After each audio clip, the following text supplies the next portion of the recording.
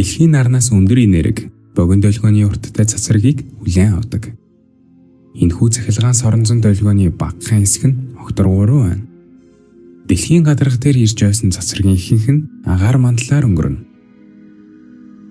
Дэлхийн гадарга дээр хүрээд нарны гэрлийн зарим хэсэг нь буцаж байдаг бол үлдсэн хэсэг нь гадаргаж шингэдэг. Иймээс дэлхий хаалж дулаан нь агаар мандалд буцаж цацардаг. Энэ бага энергитэй дулааны цацраг нь урт долгионы урттай бөгөөд агаарыг халаадаг. Хүлэмжийн хий дэлхийн гадаргаас цацарсан дулааныг барьдаг. Ийхүү нарны гэрэл эхлээд шингэж дараа нь дахин цацардаг. Энэхүү үйл явц нь шилэн гадаргуу хүлэмжийн хийтэй адил үүрэг гүйцэтгэх хүлэмж дотор явагддаг үйл явцтай төстэй юм. Нарны гэрэл шилээр нэвтрэн орж ирээд гадаргаж шингээд дараа нь дулаан хэлбэрээр буцаж цацарна. Энэхүү дулаан нь хүлэмжийн дотор баригдаж температурыг мэдэгдэхүйц нэмэгдүүлнэ. Хэрэв дэлхий дээр байгалийн хүлэмжийн хий нөлөө байхгүй байсан бол дундаж температур одоогийнхоос 35 градус Цельсиэр бага байх байсан.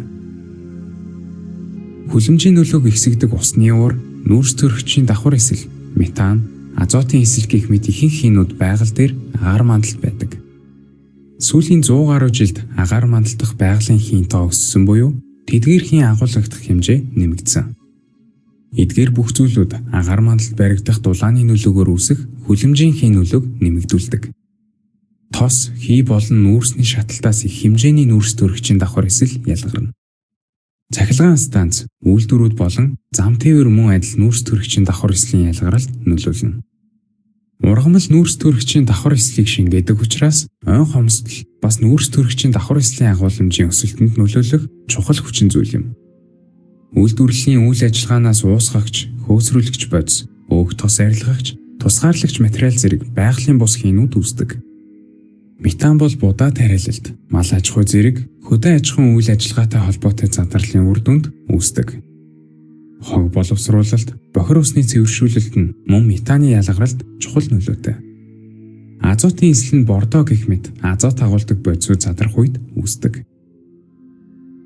Зарим судлаачид одоогийн уур амьсгалын өөрчлөлт, дэлхийн дулаалал нь хүлэмжийн хийн агуулмж мэдэгдэхүйц нэмэгдсэнтэй хамааралтай гэдэг санаатай ихээхэн маргадаг. Тэдний үзэл бодлоор бол энэ нь байгалийн үйл явц юм. Уур амьсгалын өөрчлөлт болон дэлхийн дулааллын үр дүнд туйлын мөс хайлж эхэлсэн бөгөөд далайн түвшин дээшилж байна. Энэ нь эргийн олон хотуудад аюул учруулж байна. Аадар бороо болон хар салхины тоо нэмэгдэж цаг агаар урьдчилан таамаглах боломжгүй болж цөлжилт илүү нийтлэг, ойн төмөр олон дахин гарч амтны төрөл зүйлүүд мөнхөх аюулд хүрээд байна.